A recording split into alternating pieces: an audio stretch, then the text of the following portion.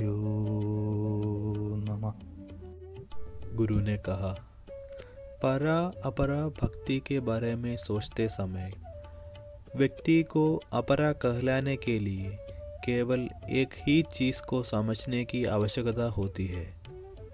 जब हम किसी लक्ष्य को ध्यान में रखकर कर्म करते हैं तो उस लक्ष्य के रास्ते में आने वाली सभी सामग्रियाँ उस लक्ष्य के पूरा होते ही गायब हो जाती है।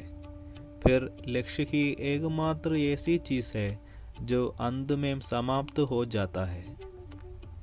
तब उसके सहायक तत्वों का कोई महत्व नहीं रह जाता, जिससे प्रत्येक विषय में मुख्य के अलावा अन्य सभी स्थितियों को गौण या अपरा माना जा सकता है।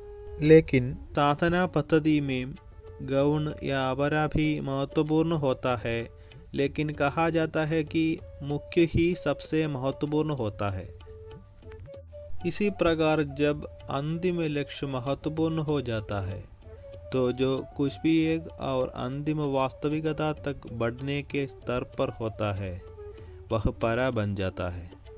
इससे यह समझा जाना चाहिए कि जो कुछ भी महत्वपूर्ण है उसे परा माना जा सकता है और जो कुछ भी महत्वपूर्ण नहीं है उसे अपरा माना जा सकता है।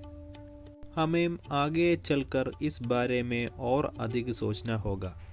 जीवन में क्या महत्वपूर्ण समझना चाहिए, जीवन में क्या महत्वपूर्ण हो जाता है और फिर गैर महत्वपूर्ण हो जाता है। आगे की चर्चा में इस बारे में विस्तार से बताया जाएगा।